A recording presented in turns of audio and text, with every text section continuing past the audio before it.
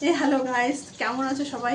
আজকে সরাসরি আমি রোজই আমার রান্নার ভিডিওগুলো তোমরা দেখো, আমাকে হয়তো খুব কম দেখতে পাও, কিন্তু আজকে ভাবলাম যে ভিডিওটা আমি পুরো শুরু থেকে আমি শুরু করি। তো এখানে দেখো রান্না বসিয়ে দিয়েছি আমি। একদিকে আলু চচ্চড়ি মতো আর কি, বাটি চচ্চড়ির মতো বসিয়ে দিয়েছি। এটা রাত্রেবেলা রুটি দিয়ে খাবো, রুটি দিয়ে খাওয়ার জন্য লাগবে। আর একদিকে ইলিশ মাছ ভাজছি। তো বর্ষার শুরু আর কি, প্রথম ইলিশ মাছ আজকে বাজারে পেয়েছে আমার স্বামীজান। তো আমার জন্য ভালোবেসে নিয়ে এসছে আর কি। নিজে কাটার জন্য খেতে চায় না, কিন্তু হয়তো এক পিস খাবে, কিন্তু যেহেতু আমি ভালোবাসি আমি নিয়ে আসি। ইল মাছ মানে অন্য সব মাছের মধ্যে আর কি, বড় মাছের মধ্যে আর কি ইলিশ মাছটা খেতে ভালো লাগে, কিন্তু এত যেহেতু বাজারে দাম, তো সবসময় তো খাওয়া হয় না। তো যাই হোক, ইলিশ মাছটা ভাজছি। এখানে অলরেডি আগে 4 পিস আমার ভাজা হয়ে গেছে, এই যে দেখো 4 পিস ভেজে নিয়েছি। আর এখানে পেঁয়াজা মুড়ো এগুলো যা আছে সেগুলো এখানে ভেজে নিচ্ছি।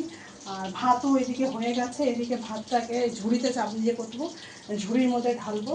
আর ইলিশ মাছটা কীভাবে করবো, এই দেখো বেগুন দিয়ে করব, বেগুন দিয়ে সর্ষে দিয়ে করব।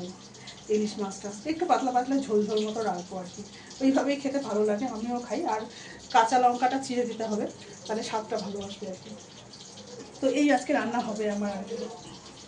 বৃষ্টি বৃষ্টি ওয়েদার, আকাশটা মেঘলা মেঘলা হয়ে আছে, পুরো মেঘলা হয়ে আছে। সকালবেলা দু একবার বৃষ্টি হয়ে গেল, দু এক পশলা করে, তো আবার সেজে আসছে।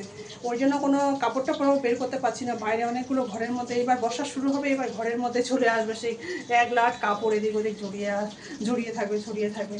তো যাই হোক, এইভাবেই চলতে হবে। তো রান্নাগুলো আমি এখানে করছি, দেখতেই পাচ্ছ। এখানে মাছটা মানে লেজা মোড়োগুলো ভেজে নিচ্ছি। আর এটা তো পাটি চচ্চড়ি বললাম, এটা করবো। এটাকে ঢেকে দিতে হবে আমার একটা ঢাকনা দিয়ে, ঢাকনা দিয়ে একটা ঢাকনা দিয়ে ঢেকে দিতে হবে। তাহলে কী হবে, তাড়াতাড়ি হবে আর গ্যাসটাও বাঁচবে আর কি। মেয়ে টিউশন চলে গেছে, পিহুনা সকাল সকাল। ও তো নিজের হোমওয়ার্ক টোমওয়ার্ক যা থাকে ওগুলো করে নেয়।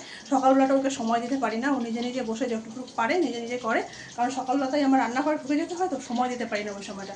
তবে হ্যাঁ, রাত্রেবেলা সময় দিতে পারি, তখন একটু মেয়েটাকে ওর হোমওয়ার্ক দিয়ে থাকে বা পড়ানোর কিছু থাকে, ওগুলো তখন একটু করিয়ে দিতে পারি। এখন যেহেতু চলে গেছে, টিউশন আছে দুপুরবেলা, ওর এই সময়টা টিউশন থাকে। ও রেডি হয়ে টিউশন চলে গেল। ঘর আমার একদম চুপচাপ শান্ত পরিবেশ। আর স্বামী যান তো সবসময় বাইরেই থাকে, ঘরে তো থাকেই না, অফিসে নয়তো নিজস্ব দোকানে। যেই শনি রবিবার ছুটি থাকে, সেই শনি রবিবারটা যাও দুদিন সময় পায়, ঘরে এক পলকও থাকে না, শুধু আসে খেতে, খাওয়া হয়ে গেলে আবার ঘরে থেকে বাইরে, মানে ঘরে সময় ওর নাই, ঘরেও সময় দেবে না, ও বাইরে সময় দেবে। তো যাই হোক, ছেলেরা যত বাইরে থাকবে ততই ভালো, ঘর শান্তি থাকবে। এখন আমার ঘর পুরো শান্তি আছে। এবার কী করবো, রান্না টান্না সেরে টেরে নিয়ে কী করবো, ঘরদরগুলো পরিষ্কার করবো, মুছবো। ঘরদরগুলো খুব নোংরা হয়ে আছে, কাপড় চোপড় ছড়িয়ে ছিটিয়ে রয়েছে, ওগুলোকে পরিষ্কার করতে হবে। আর রান্নাটা ওইদিকে কমপ্লিট হয়ে যাবে ততক্ষণে।